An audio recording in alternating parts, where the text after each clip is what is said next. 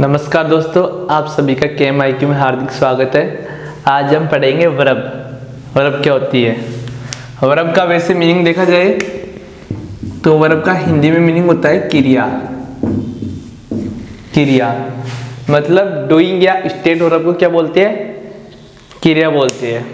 Okay, मतलब ये कार्य या अवस्था दर्शाती है। स्टेट मीन्स होता है अवस्था और डूइंग मतलब कार्य या अवस्था दर्शाती है। वर्ब देखो, एक तो होती है ऑक्सिलरी वर्ब, एक मेन वर्ब, एक लिंकिंग वर्ब, एक ट्रांजिटिव वर्ब और एक इनट्रांजिटिव वर्ब। ओके, तो एक ऑक्सिलरी वर्ब किसे कहते हैं? ऑक्सिलरी वर्ब क्या होती है? ऑक्सिलरी वर्ब मेन वर्ब की सहायता करती है। हम इसको लिखेंगे कि ये हेल्प करती है किसकी? मेन वर्ब की। ओके, अगर आपको इन सब के बारे में पता होगा तभी आप adjective, tense, direct indirect, passive voice वगैरह बना सकते हो। पॉजिटिव वर्ब वगैरह, इन्फिनिटिव है, जेरेंड है। ओके, अगर आपको वर्ब के बारे में पता नहीं है तो आगे के सभी टॉपिक आपके आधा अधूरा आएगा। समझिए, तो पहले वर्ब के बारे में जानें कि वर्ब क्या होती है, कितने प्रकार की होती है। ओके, एक मतलब जो ऑक्सिलरी वर्ब होती है वो हेल्प करती है किसकी? मेन वर्ब की। और ये वाक्य में हो भी सकती है और नहीं भी हो सकती। ठीक है, इसका आना जरूरी है भी और नहीं भी है। ओके,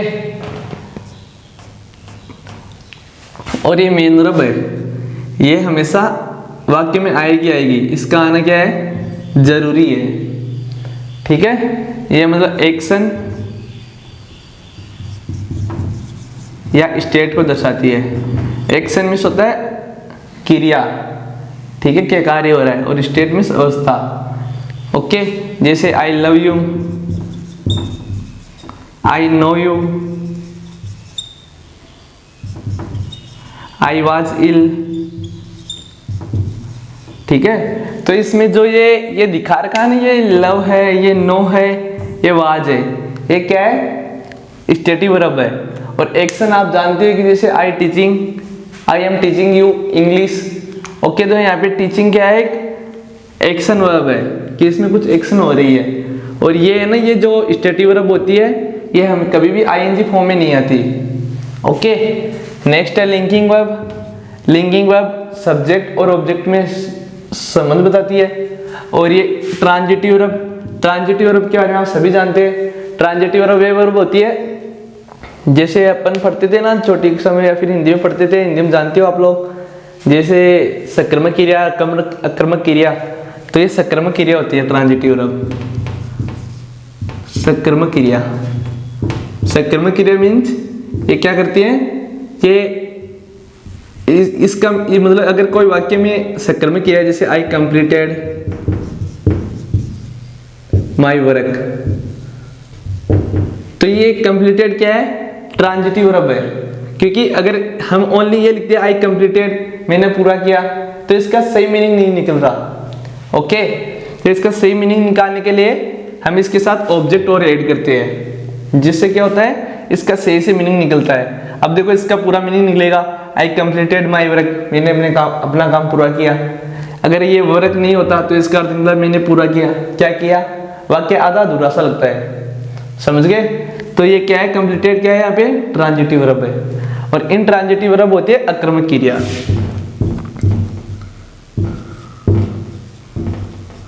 अक्रमक क्रिया, अक्रमक क्रिया मीन्स जैसे बर्ड्स फ्लाई, ये पूरा मीनिंग निकल रहा है कि पक्षी उड़ रहे हैं, तो इसमें किसी ऑब्जेक्ट की जरूरत नहीं पड़ती, ऐसे ही मीनिंग अर्थ निकल रहा है कि पक्षी उड़ते हैं। तो ये क्या है? एक इनट्रांजिटिव वर्ब है। ओके, समझ गए होंगे आप? नोट कर लीजिए आप इसको, नोट कर लिया होगा। अब हम पढ़ते हैं ऑक्सिलरी वर्ब क्या होती है। ओके, इन सभी के बारे में आपको जानकारी होनी चाहिए। कोई पूछ ले कि यार ऑक्सिलरी वर्ब क्या होता है, हमने हेल्पिंग वर्ब पढ़ी थी, तो अपन इसकी डेफिनेशन वगैरह, इनकी मतलब टाइप्स वगैरह नहीं बता सकते। ओके, तो अपन पढ़ेंगे auxiliary verb. Auxiliary verb, auxiliary verb दो प्रकार की होती है। ठीक है, एक तो प्राइमरी ऑक्सिलरी वर्ब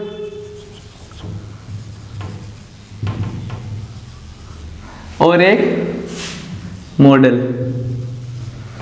ठीक है, तो ये प्राइमरी ऑक्सिलरी वर्ब कौन सी होती है?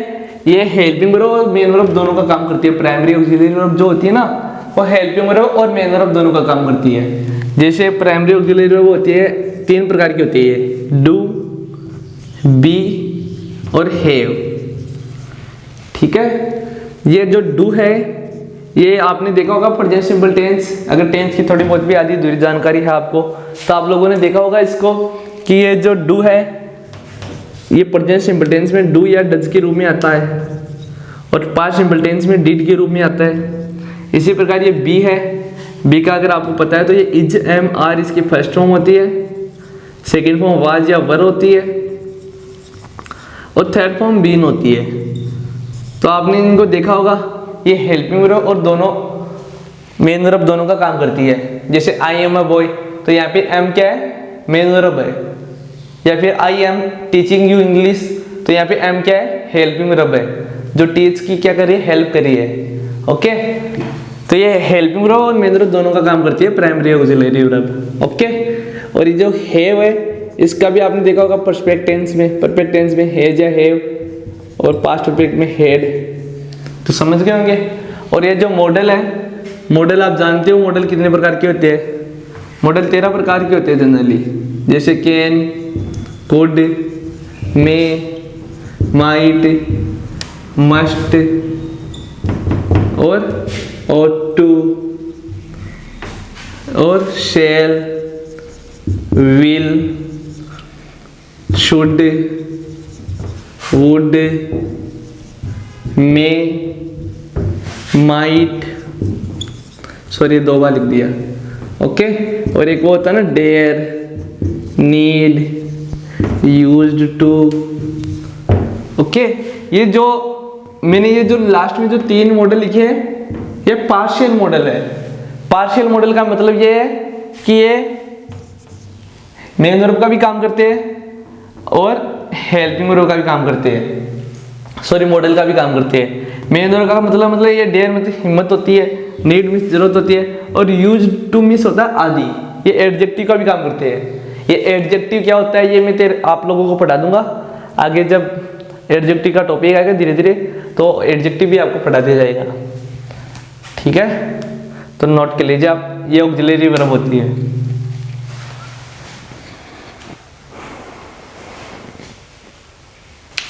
नोट कर लिया होगा आप लोगों ने।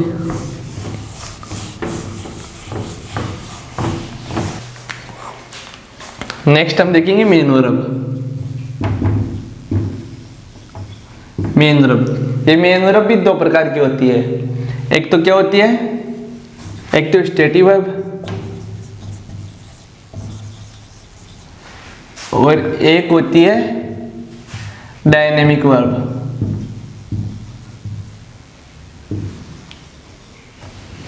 ठीक है, ये जो स्टेटिव वर्ब होती है ये अवस्था को दर्शाती है। ठीक है, तो अपन इसको लिखेंगे डिनोट। डिनोट मीन्स होता है दर्शाना, स्टेट, स्टेट मीन्स अवस्था। और ये डायनेमिक वर्ब होती है, डायनेमो मीन्स होता है जनितर। ठीक है, तो डायनेमिक वर्ब क्या होती है? डायनेमिक वर्ब होती है ये एक्शन को दर्शाती है, डिनोट एक्शन। ओके, जैसे स्टेटिव वर्ब मैंने आपको बताया था, जैसे I am ill. Okay, do you like me, I love you. और ये जो और भी है ना, आई नो यू। ठीक है, तो यहाँ पे जो एम है ये लाइक है, लव है और ये नो है। ये क्या है? स्टेटिव वर्ब है। ओके, ये कभी भी आईएनजी फॉर्म में नहीं आती, समझ गए? ये कभी भी आईएनजी फॉर्म में नहीं आती। और ये क्या है? ये जो स्टेटिव वर्ब है ये लिंकिंग वर्ब का भी काम करती है, क्योंकि ये देखो सब्जेक्ट और ये जो नाउन या फिर एडजेक्टिव है उनको जोड़ने का काम करते हैं। तो तो इसको लिंकिंग वर्ब भी कहते हैं। ओके, और ये जो डायनेमिक वर्ब है ये होती है जैसे I completed my class,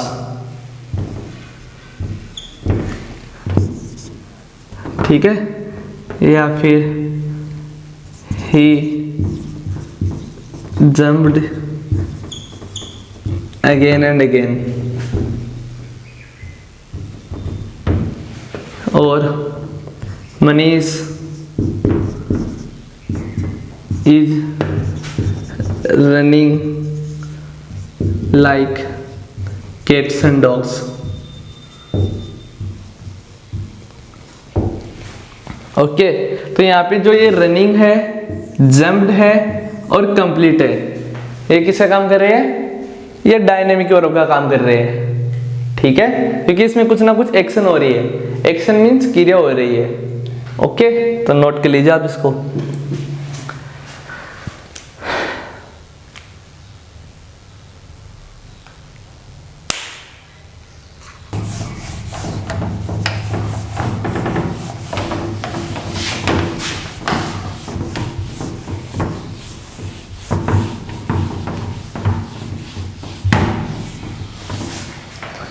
okay, ये जो पढ़ा जाएगा इनके नोट्स बना लेना। ओके, अगर आपको अच्छी गवर्नमेंट जॉब चाहिए या फिर अच्छे 10th और 12th में मार्क्स चाहिए, 90% चाहिए और चाहिए 90 से ज़्यादा चाहिए, तो इनको नोट्स बनाने पड़ेंगे। आप लोगों को पता होना चाहिए, तभी आप क्वेश्चन आंसर इजीली कर पाएंगे। समझ गए? वरना कोई और पढ़ लेगा और आगे निकल जाएगा। समझ गए? और आप लोगों को पता होगी कि जिस बंदे के 12th में 90+ आ जाते हैं ना, और उनका by the way inspire award में सिलेक्शन हो जाता है, तो उसे 1,20,000 रुपये गवर्नमेंट द्वारा मिलती है, ठीक है। लेकिन बच्चा किसमें होना चाहिए? PCM और PCB का स्टूडेंट होना चाहिए। समझ गए? अब बच्चे क्या करते हैं, PCM और PCB में तो उनके फुल नंबर बन जाते हैं 90, 95, 98, 100, लेकिन हिंदी और इंग्लिश में मात खा जाता है, ठीक है। तो उसे हिंदी और इंग्लिश की तैयारी करनी चाहिए। इंग्लिश हम करा रहे हैं और हिंदी कहीं और से पढ़ ले, ठीक है। तो जिस बंदे के 90+ आते हैं उसे, मतलब अगर वो कॉलेज ज्वाइन करता है और इंस्पायर्ड और सिलेक्शन होता है, तो उसको गवर्नमेंट 1,20,000 रुपये इंस्पायर देती है, और फिर 60,000 रुपये की 3 किस्त देती है।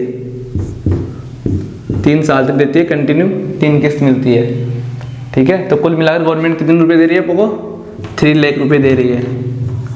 आप कुछ भी कर सकते हो इससे, बुलेट कुछ भी लेना चाहे, आईफोन वगैरह, चिल हो सकती है, ठीक है। लेकिन पहले पढ़ना पड़ेगा आपको, PCM PCB भी आना चाहिए, और प्लस इंग्लिश और हिंदी पे भी कमांड होनी चाहिए, ठीक है। और अगर आप लोगों की इंग्लिश अभी से मजबूत है, तो आप जो डिफेंस है, अग्निवीर वगैरह, NDA वगैरह, वो ज्वाइन कर सकते हैं, ठीक है। डिफेंस का आपको पता ही होगा, जैसे आर्मी क्लर्क है, वो टेक्निकल है, उसके अंदर भी इंग्लिश आती है। यही इंग्लिश आती है जो मैं आपको पढ़ा रहा हूँ ना, और आगे पढ़ाऊंगा, यही इंग्लिश आती है। क्लर्क और टेक्निकल में आती है, एयरफोर्स X और Y बहुत ग्रुपों में आती है, और नेवी SSR AA वगैरह में आती है, NDA में आती है, एपकेट में आती है, SSC की सभी एग्जाम्स में आती है। सभी तो लोग SSC की मैथ्स निकाल देते हैं, लेकिन इंग्लिश नहीं होती। तो इंग्लिश पढ़ो यहाँ से जितना पढ़ा दिया जाए। ओके, तो नेक्स्ट है, नेक्स्ट पढ़ रहे हैं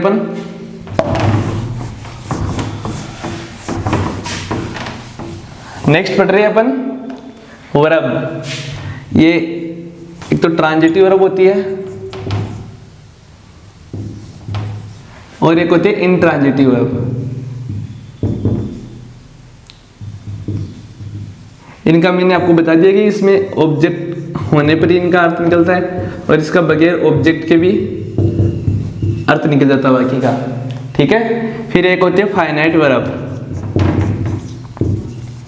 आपने नाम पहली बार सुना होगा। एक होती है non finite verb. Finite verb वो होती है जो सब्जेक्ट, टेंस और नंबर के अकॉर्डिंग क्या हो जाती है? चेंज हो जाती है। ये चेंज हो जाती है, ये क्या होती है? फाइनाइट वर्ब होती है। और जो नॉन फाइनाइट वर्ब होती है वो इन सभी से क्या नहीं होती? चेंज नहीं होती। उसे क्या बोलते हैं? नॉन फाइनाइट वर्ब बोलते हैं। जैसे आई लव वॉचिंग टीवी। और नेक्स्ट है ही लव्स वॉचिंग टीवी। आगे और लिख देता हूँ मैं, एक और लिख देता हूँ, ही wants to help him। Next लिखना I want to help him। ठीक है, तो इसमें आप लोगों को दिखाई दे रहा होगा कि ये जो लव है ये अकॉर्डिंग टू सब्जेक्ट चेंज हो रहा है, चेंज हो रहा है ना। यहाँ पे लव था, ये लव्स हो गया, तो सब्जेक्ट के अकॉर्डिंग चेंज हो रहा है। सब्जेक्ट मतलब नंबर या पर्सन के अकॉर्डिंग क्या हो रहा है, चेंज हो रहा है। ठीक है, तो ये कौन सी वर्ब है, ये दोनों क्या है, फाइनाइट वर्ब। जबकि ये दोनों चेंज नहीं हो रहे, वॉचिंग यहाँ पर भी वही था और नीचे वाले सेंटेंस में भी वही था। तो ये क्या है, ये नॉन फाइनाइट वर्ब है।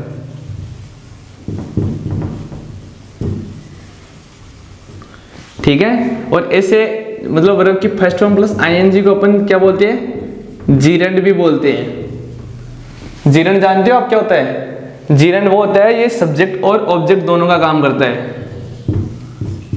और वर्ब का भी काम करता है। ठीक है, जो swimming is the best exercise, तो यहाँ पे स्विमिंग क्या है, जीरेंड है जो सब्जेक्ट का काम कर रहा है।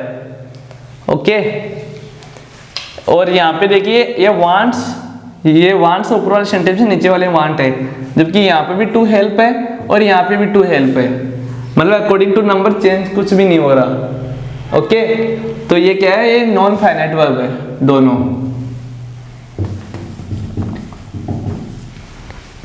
ठीक है, ये इसको अपन क्या बोलते हैं, इसको इन्फिनिटिव बोलते हैं। ये भी सब्जेक्ट और ऑब्जेक्ट दोनों का काम करते हैं, जैसे to eat is human and to forgive is God. Okay, तो ये इन्फिनिटिव है, और अगर ये ओनली हेल्प होता तो ये बेयर इन्फिनिटिव होता, बेयर इन्फिनिटिव। समझ गए आप लोग। और यहाँ पे ये दोनों टेंस के अकॉर्डिंग या फिर पर्सन के अकॉर्डिंग चेंज हो रहे हैं, तो ये दोनों का क्या है, फाइनाइट वर्ब है। समझ गए होंगे, नोट कर लीजिए, इसको नोट कर लिया होगा आप लोगों ने।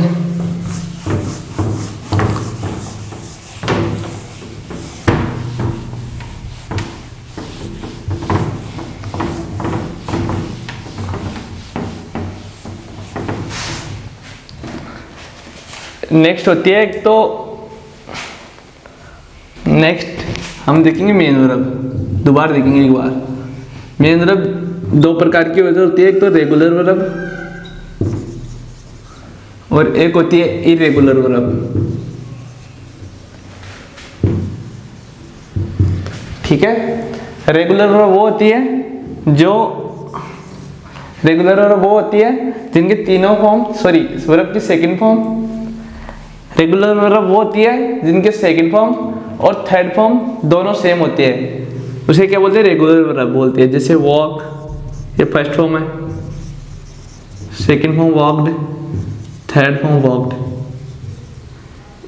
ठीक है, जैसे जंप, ये जंप्ड, ये जंप्ड।